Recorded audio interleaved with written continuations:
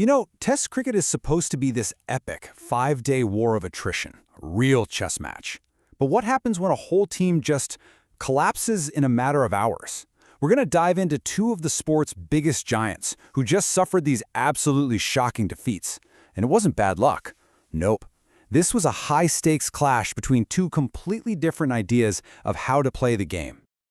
Okay, let's start with a number, 408. That was the margin of defeat for India against South Africa.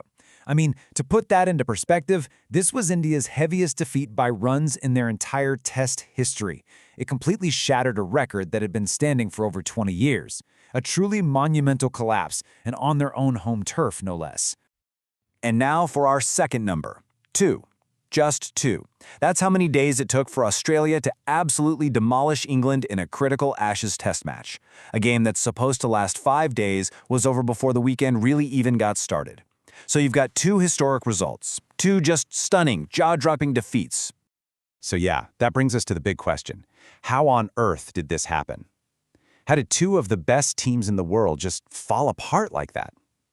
Well, the answer, as you're about to see, is this fascinating clash of strategies. It was a high-stakes gamble on flashy, aggressive entertainment versus the old-school, methodical, disciplined way of doing things. Okay, first up, let's talk about England and their Bazball strategy. It's this revolutionary, super high-risk approach. Some people think it's the future of Test cricket, you know? Others? They think it's just a reckless gamble. And in this particular match, we saw exactly what happens when that gamble goes spectacularly wrong. So what is Bazball really? Well, at its core, it's about completely flipping Test cricket on its head. Forget patient defense, forget grinding out runs. This is all about constant, overwhelming attack. The whole idea is to grab psychological control of the match from the very first ball and just never let go. And for a while, man, it looked like it was working perfectly. After they bowled Australia out for a cheap score, England came into day 2 with a solid lead and 9 wickets still in the bag. At the lunch break, they were just cruising at 65 for 1. From that position, winning isn't just likely, it's pretty much expected. And this is where it all just falls apart. Look at this timeline. What happened after lunch was nothing short of a catastrophe. In just 30 minutes, this one bowler, Scott Boland, just ripped through the top order. By 2:30, they'd collapsed to 88 for 6. So in less than 3 hours, a commanding winning position had turned into a complete and utter rout. Just gone. Cricket analyst R. Ashwin absolutely hit the nail on the head here. This wasn't just about losing wickets. Think about it. England's bowlers had worked so incredibly hard to get them that 40-run lead. The batter's job was to build on it, sure, but also to give their bowlers a rest. Instead, because they collapsed so fast, their exhausted bowlers were thrown right back into the fire to defend a tiny, tiny target. It was a complete strategic failure. All right, now let's switch gears to our second case study. So while England was trying to blow the house down with Bazball, South Africa over in India took the complete opposite approach. They decided to build an unbreakable fortress. And, well, it led to a very different but just as decisive result.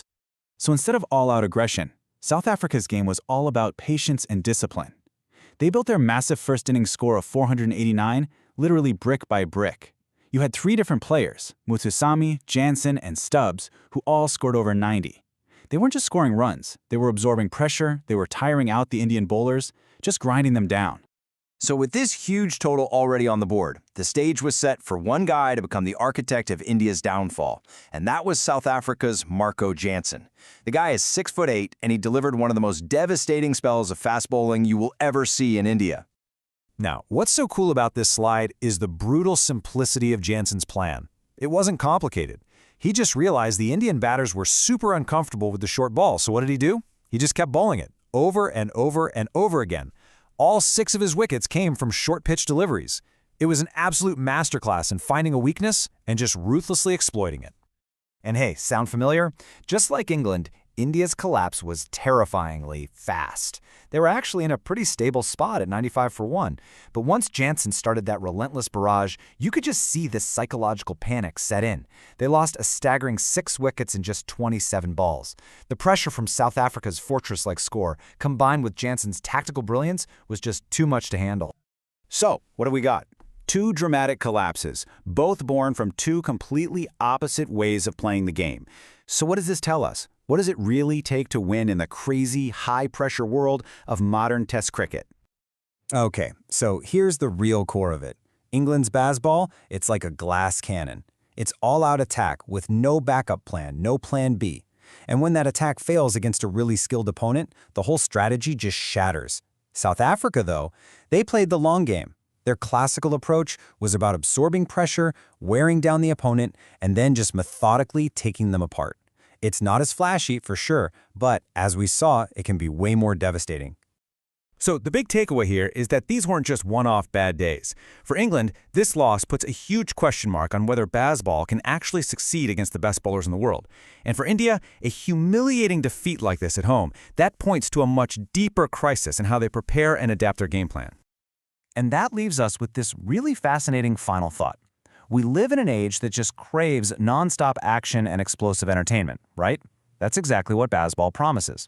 But as these two matches showed, when that flashy style comes up against real substance, it's often the methodical, the disciplined, and the strategic approach that turns out to be the ultimate superpower.